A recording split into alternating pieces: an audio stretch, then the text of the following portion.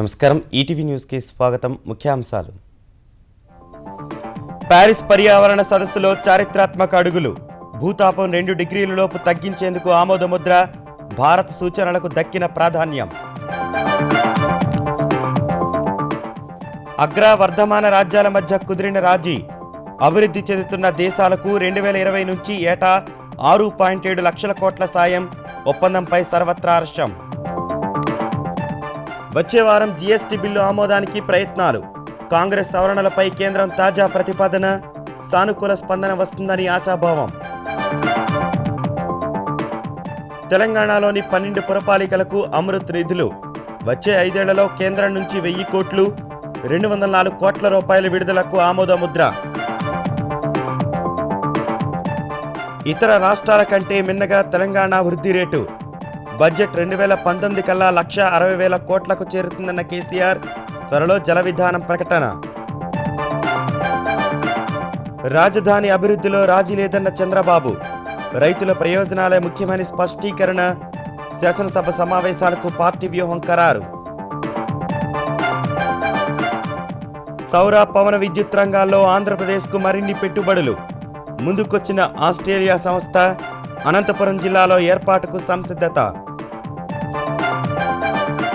Call money Keechaka పర్వంలో బడాబాబులు ప్రజాప్రతినిధులు case పక్కదారి పట్టించేందుకు ముమ్మర ప్రయత్నాలు పోలీసులపై ఒత్తిడి తెస్తున్న నేతలు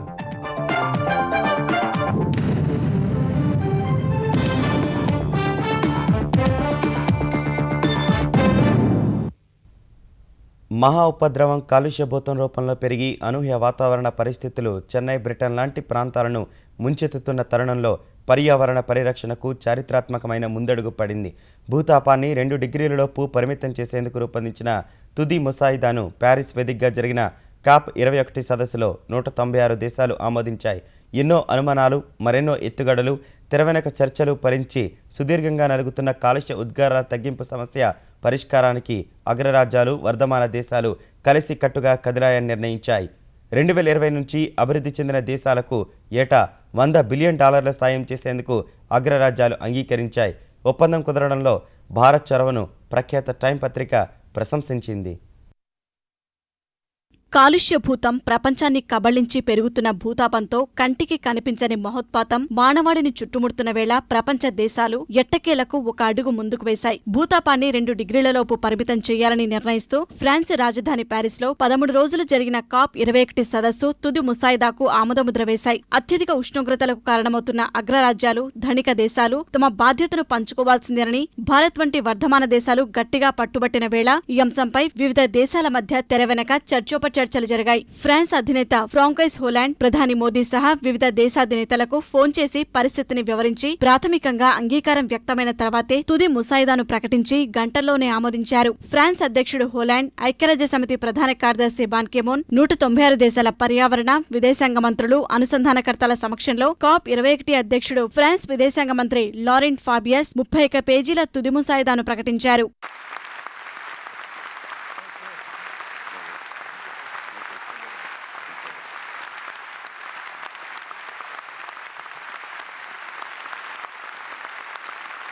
భూతాప పరిమితిని 2 డిగ్రీలలోపు పరిమితం చేయాలని 1.5 డిగ్రీలకు తగ్గించేందుకు చొరవ చూపాలని నిర్ణయించారు ఇందుకుగాను 2020 నుంచి అభివృద్ధి చెందుతున్న దేశాలకు ఏటా $100 బిలియన్ అంటే మన కరెన్సీలో 6,70,000 కోట్ల రూపాయల సాయం చేసేందుకు అగ్రరాజ్యాలు అంగీకరించాయి అన్ని దేశాలు ఈ మేరకు సిద్ధమై తమ భాగస్వామ్యం గురించి ఎప్పటికప్పుడు తెలియచేయాలని ఒప్పందంలో పేర్కొన్నారు అభివృద్ధి చెందుతున్న దేశాలు వాణిజ్యపరమైన ఉద్గారాల తగ్గింపు లక్ష్యం కొనసాగాలని అగ్రదేశాలు ఉపశమన చర్యలను మరింత పెంచుతూ వాణిజ్యపరమైన ఉద్గారాల తగ్గింపు ప్రక్రియను లక్ష్యాలకు అనుగుణంగా ప్రోత్సహించాలని సూచించారు 2100వ సంవత్సరం నాటికి పెరిగే ఉష్ణోగ్రతలను పారిశ్రామికీకరణకు ముందున్న ఉష్ణోగ్రతలతో పోల్చి 2 డిగ్రీలలోపు భూతాపాన్ని తగ్గించాలని ఒప్పందంలో పేర్కొన్నారు భూతాపాన్ని 1.5 డిగ్రీలకే పరిమితం చేయాలనే వాదనకు భారత్ చైనా వంటి దేశాలు అంగీకరించబోవని తొలుత భావించారు అభివృద్ధి చెందిన దేశాలకు అందించే సాయాన్ని కొత్తగా 2025లో నిర్ణయించనున్నట్లు తెలిపిన ఫ్రాన్స్ విదేశాంగ మంత్రి ఫాబియస్ ఏటా $100 బిలియన్ కనీస సాయం ఉండాలని పేర్కొన్నారు ఆర్థిక సాయం కోసం తమ వనరులు పెంచేందుకు అభివృద్ధి చెందిన దేశాలు అంగీకరించాయి అభివృద్ధి చెందుతున్న దేశాలు కూడా స్వచ్ఛందంగా నిధులు ఇవ్వొచ్చని ఒప్పందంలో పేర్కొన్నారు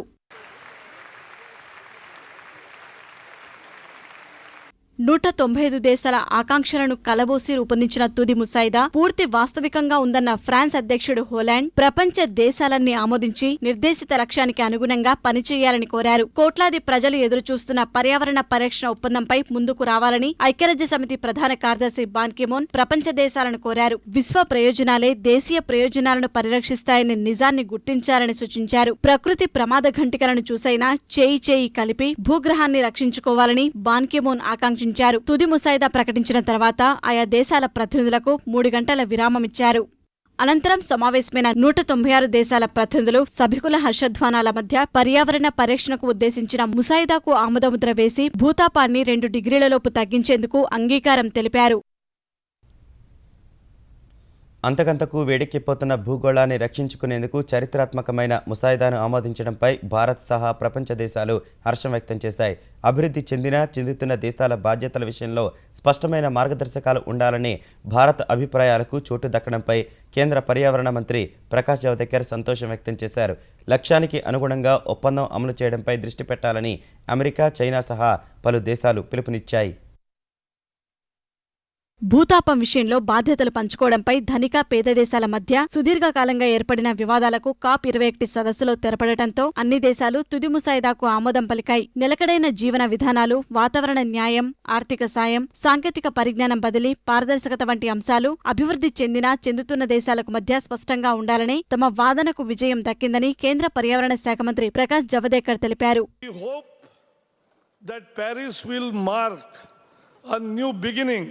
Where commitments made will be fulfilled.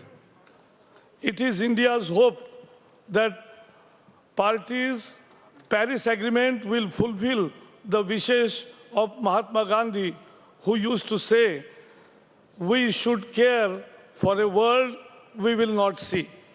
Thank you. Merci beaucoup. ప్రపంచంలోనే అత్యధిక ఉద్గారాలను విడుదల చేసే అమెరికా సైతం ముసాయిదా ఆమోదం పొందడాన్ని చరిత్రాత్మకంగా అభివర్ణించింది. This is a tremendous victory for all of our citizens, not for any one country or any one bloc, but for everybody here who has worked so hard to bring us across the finish line. It's a victory for all of the planet and for future generations. భూతాపాన్ని 2 డిగ్రీలలోపే తగ్గించడంపై కుదిరిన పర్యావరణ ఒప్పందం గట్టి ముందడుగుగా అభివర్ణించిన Russia, China అమలు కోసం చాలా కష్టపడాల్సి ఉంటుందని వ్యాఖ్యానించాయి. తెలంగాణ రాష్ట్రం వృద్ధి పథంలో దూసుకుపోతోందని ముఖ్యమంత్రి కేసీఆర్ స్పష్టం చేశారు. తెలంగాణ సంపూర్ణ అభివృద్ధి తమ ప్రధాన లక్ష్యమని కొండా వెంకటరెడ్డి 125వ జయంతి వేడుకల్లో వెల్లడించారు. త్వరలోనే జల విధానం ప్రకటించి తెలంగాణను సస్యశ్యామలం చేస్తామని పునరుద్ఘాటించారు. తెలంగాణ ఆర్థికాభివృద్ధి ఊహించిన దానికంటే ఎక్కువగా ఉందని ముఖ్యమంత్రి కేసీఆర్ తెలిపారు. హైదరాబాద్ దోమలగూడలోని ఏవీ కళాశాలలో జరిగిన కొండా వెంకట రంగారెడ్డి 125వ జయంతి వేడుకల్లో పాల్గొన్న ఆయన ఒక విద్యా సంస్థ లేదా విశ్వవిద్యాలయానికి రంగారెడ్డి పేరు పెడతామని, నగరంలో విగ్రహాన్ని ఏర్పాటు చేస్తామని హామీ ఇచ్చారు. 2019 నాటికి తెలంగాణ బడ్జెట్ 1,60,000 కోట్లకు చేరుతుందని ఆయన తెలిపారు. డెఫినెట్గా 100% తెలంగాణ అనుకున్నటువంటి ఫలితాలు సాధించి తీరుతుంది. ఒక శుభవార్త ఏంటంటే మన గ్రోత్ రేటు ఆల్మోస్ట్ భారతదేశంలోనే నంబర్ 1 ఉండే విధంగా 12% గ్రోత్ రేటు చాలా స్టీప్గా ఉందని చెప్పి, కదలకుండా ఉందని చెప్పి నేను మనవి చేస్తా ఉన్నాను. సంక్షేమ పారిశ్రామిక రంగాల్లో దూసుకుపోతున్నామన్న కేసీఆర్ తెలంగాణలో విద్యుత్ కోతలు నివారించగలిగామని సంతోషం వ్యక్తం చేశారు. 2018 చేరుకునేటప్పటికీ 25,000 మెగావాట్ల విద్యుత్ సామర్థ్యంతో తెలంగాణ పవర్ సర్ప్లస్ స్టేట్గా ఇండియాలో ఉండబోతున్నది. దానికి సంబంధించి 91,000 కోట్ల పెట్టుబడులు కూడా సమకూర్చడం జరిగింది. ప్రాజెక్ట్స్ అని టేకాఫ్ అయిపోయినాయి. ప్రతిష్టాత్మక పథకం జలహారం ద్వారా ప్రజల దాహార్తిని తీరుస్తామని పునరుద్ఘాటించారు. తెలంగాణలోని ప్రతి మారుమూల పల్లెలో, ప్రతి గిరిజన గూడెంలో, అన్ని పట్టణాలలో, అన్ని బస్తీలలో ప్రతి ఇంటికి గవర్నమెంట్ ఎక్స్పెండిచర్తోనే ట్యాప్ కూడా కొనుగోలు చేసి ఇన్హౌస్ ట్యాప్ కనెక్షన్తో పోర్టబుల్ డ్రింకింగ్ వాటర్ సప్లై చేయబోతున్నామని కూడా నేను సంతోషంగా, గర్వంగా ప్రకటిస్తూ ఉన్నాను. బీహార్ తొలి శాసనసభ బడ్జెట్ సమావేశం జరిగితే బీహార్ గవర్నర్ గారు కూడా మన రాష్ట్రం పేరును ప్రస్తావించి తెలంగాణ మాదిరిగానే బీహార్లో కూడా ప్రతి ఇంటికి మంచినీళ్ళు ఇచ్చే నల్లాల పథకాన్ని ప్రవేశపెడతామని గవర్నర్ ప్రసంగంలో చెప్పడం జరిగింది. అది మన గర్వకారణం అని చెప్పి నేను మనవి చేస్తూ ఉన్నాను. అతి త్వరలోనే జల విధానం ప్రకటించి ప్రాజెక్టుల ద్వారా రాష్ట్రంలో అత్యధిక ప్రాంతాలకు సాగునీరు అందిస్తామని తెలిపారు. తెలంగాణలోని పురపాలక సంఘాల అభివృద్ధికి Atal mission for rejuvenation and urban transformation Amrit కింద 5 ఏళ్లు కేంద్రం చేయూతనివ్వనుంది. అమృత్ పథకానికి ఎంపిక చేసిన హైదరాబాద్, వరంగల్, కరీంనగర్, ఖమ్మం, నిజామాబాద్, రామగుండం, నల్గొండ, మిర్యాలగూడ, సూర్యాపేట, సిద్దిపేట, ఆదిలాబాద్, మహబూబ్ నగర్లలో 5 ఏళ్ల కాలానికి 1000 కోట్లు ఖర్చు చేయనుంది. తొలి ఏడాది తెలంగాణ సర్కారు ప్రతిపాదించిన 408 కోట్ల పనులకు అంగీకరించిన కేంద్రం 204 కోట్ల మంజూరుకు ఆమోదముద్ర వేసింది. మిగిలిన సొమ్ములో రాష్ట్ర ప్రభుత్వం 82, పురపాలక సంఘాలు 122 కోట్లు భరించాలని పేర్కొంది. పురపాలక సంఘాలు అంత సొమ్మును భరించే స్థితిలో లేవని చెప్పగా 14వ ఆర్థిక సంఘం పురపాలక సంఘాలకు ఇచ్చే నిధులను సర్దుబాటు చేసేందుకు వెసులుబాటు కల్పించింది. ఈ పనులను డిసెంబర్ నెలాఖరు కల్లా మొదలు పెట్టనున్నారు. సకల జనావళి సౌఖ్యాన్ని కాంక్షిస్తూ ఆయుత చండీ యాగాన్ని తలపెట్టిన ముఖ్యమంత్రి చంద్రశేఖరరావు రేపటి నుంచే ప్రముఖులను ఆహ్వానించనున్నారు. ఈ మేరకు ఆహ్వాన పత్రికను 4వ పేజీల్లో సమస్త సమాచారంతో సిద్ధం చేశారు. ఈ నెల 23 నుంచి 27 వరకు నిర్వహించే యాగాన్ని చతుర్వేద స్వాహకార పురస్సర మహారుద్ర పురస్చరణ సహిత ఆయుత చండీ మహాయాగంగా పిలుస్తున్నారు. ఆహ్వాన పత్రికలో పద్మపురాణం, మార్కండేయ పురాణాల్లోని స్తవాలను ఉదహరించారు. ఆహ్వాన పత్రికలో ఎరవలి యాగశాలకు ఎలా వెళ్లాలో మార్గాన్ని పొందుపరిచారు. రాష్ట్రపతి ప్రణబ్ ముఖర్జీ సహా పలువురు ప్రముఖులను ఈ యాగానికి ఆహ్వానించనున్న కేసీఆర్ రేపు కుటుంబ సమేతంగా విజయవాడ వెళ్లి ముఖ్యమంత్రి చంద్రబాబును పిలుస్తారు. బెజవాడ దుర్గమ్మను కూడా దర్శించుకుని ముక్కుపుడక మొక్కు చెల్లించుకుంటారని సమాచారం. ఆంధ్రప్రదేశ్లో సౌర, పవన విద్యుత్ రంగాల్లో పెట్టుబడులు పెట్టేందుకు ఆస్ట్రేలియాకు చెందిన హెలియోస్టాట్ సంస్థ ముందుకొచ్చింది. ఈ మేరకు విజయవాడలో ముఖ్యమంత్రి చంద్రబాబుతో సమావేశమైన సంస్థ ప్రతినిధులు త్వరలో అనంతపురంలో సౌర, పవన మిశ్రమ విద్యుత్ కేంద్రం ప్రారంభించేందుకు సిద్ధంగా ఉన్నట్లు తెలిపారు. ఆంధ్రప్రదేశ్లో సౌర విద్యుత్ పరికరాల తయారీ, పరిశోధన, అభివృద్ధి, విద్యుత్ ఉత్పాదక రంగాల్లోనూ పెట్టుబడులు పెడతామని తెలపగా స్వాగతించిన చంద్రబాబు ఆంధ్రప్రదేశ్లో ప్రతిపాదిత ఇంధన విశ్వవిద్యాలయానికి సంబంధించి సాంకేతిక పరిజ్ఞానాన్ని అందించాలని కోరారు. ప్రజాసేవలో తరిస్తున్నామనే నాయకులు, అంకితభావంతో విధులు నిర్వర్తిస్తున్నామనే అధికారులు, వ్యాపారమే లోకమనే బడాబాబులు, ఇంకా అనేక పెద్ద తలకాయలు కాలమనీ వ్యవహారంలో తవ్వే కొద్దీ వెలుగు చూస్తున్నాయి. ఇన్నాళ్ళు నిరాటంకంగా సాగిపోయిన తమ కీచక పర్వం ఇప్పుడు దర్యాప్తులో వెలుగు చూస్తుండడంతో కేసును పక్కదారి పట్టించేందుకు తమ శక్తియుక్తులను ఉపయోగిస్తున్నారు. దర్యాప్తు అధికారులపై ఒత్తిడి తెస్తున్నారు.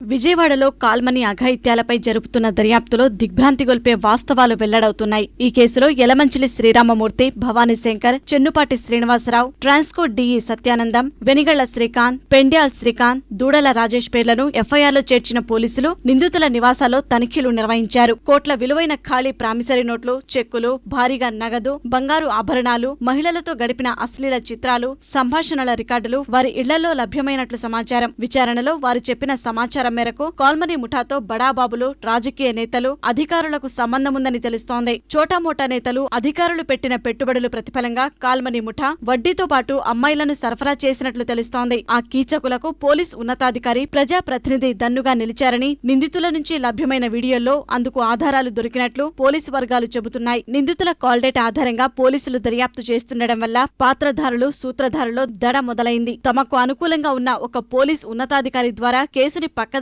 పట్టించేందుకు ప్రయత్నాలు ముమ్మరమైనట్లు తెలుస్తోంది. ఇప్పటికే దర్యాప్తు అధికారులపై ఒత్తిడి కొనసాగిస్తున్నట్లు సమాచారం. పోలీసుల దర్యాప్తుతో బాధితులు ఒక్కొక్కరుగా బయటకొస్తున్నారు. ఇప్పటి వరకు మాచవరం పోలీస్ స్టేషన్లో 5 కేసులు నమోదవగా సిపి, టాస్క్ ఫోర్స్, ఇతర పోలీసు పెద్దలకు వందల సంఖ్యలో బాధితుల నుంచి ఫోన్లు వస్తున్నాయి. సెక్స్ రాకెట్ పై పోలీసుల భాగస్వామ్యంపై విజయవాడ పోలీస్ కమిషనరేట్ పరిధిలో అంతర్గత దర్యాప్తు నిర్వహిస్తున్నారు.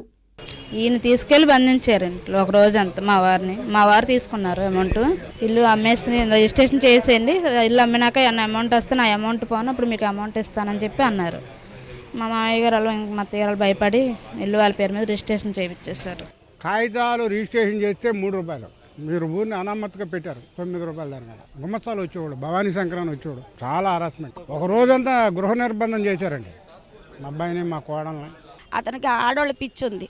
ఆడవాళ్ళని ఇళ్ళకి తీసుకొస్తాడు. తెచ్చినప్పుడు మాకు అప్పించినందుకు ఆయనకి మేము ఇల్లు ఇవ్వాలి, ఆ తెచ్చుకున్న ఆడవాళ్ళకి ఆయనకి.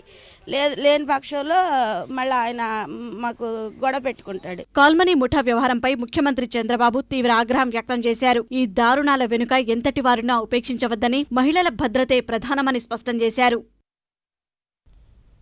ఆర్థిక సంస్కరణలకు కీలకంగా భావిస్తున్న జీఎస్టీ, స్థిరాస్తి బిల్లులు వచ్చే వారం రాజ్యసభ ఆమోదం పొందేలా కేంద్ర ప్రభుత్వం ప్రయత్నాలు ముమ్మరం చేసింది. జీఎస్టీ బిల్లుకు మద్దతు తెలిపేందుకు కాంగ్రెస్ పార్టీ కొన్ని షరతులు విధించగా ప్రభుత్వం కొన్ని ప్రతిపాదనలు చేసింది.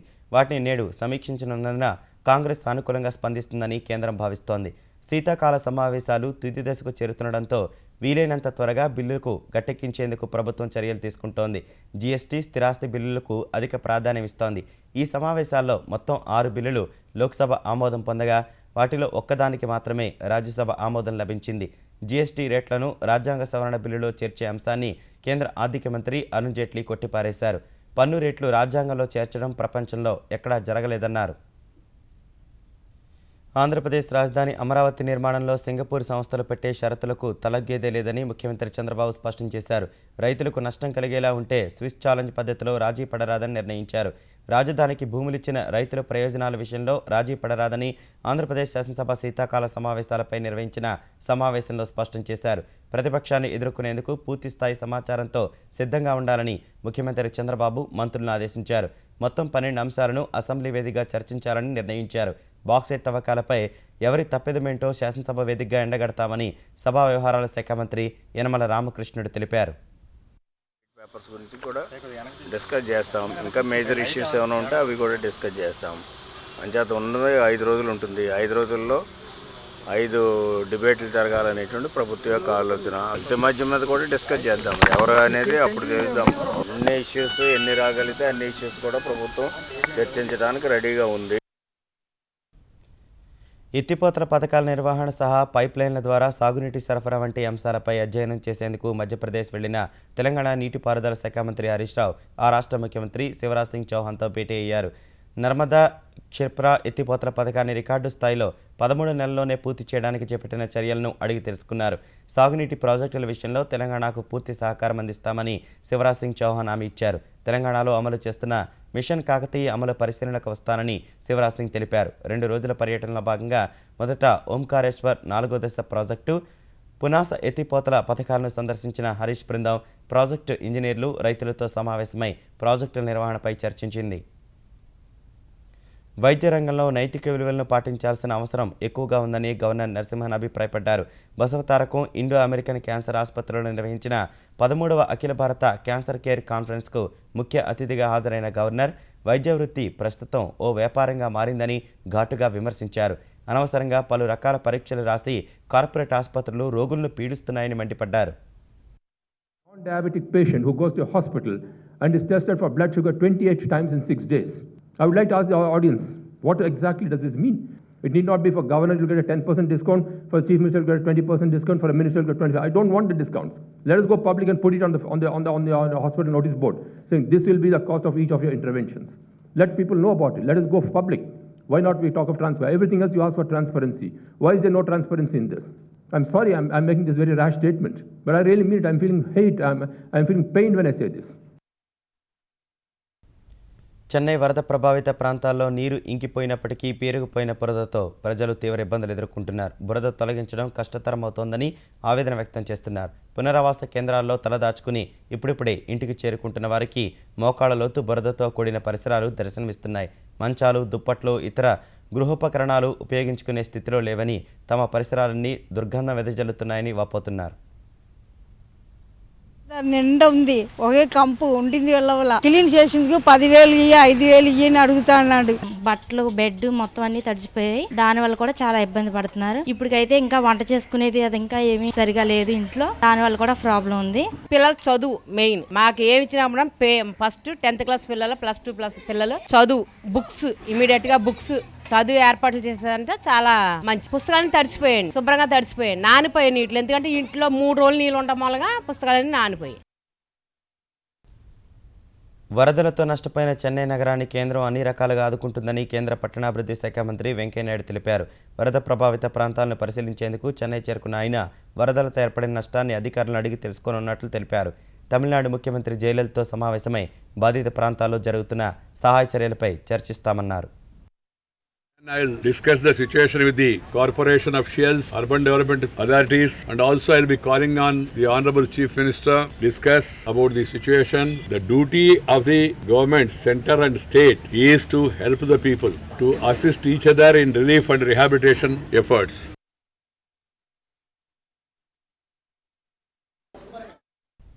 ఈటీవీ న్యూస్ సమాప్తం. నమస్కారం.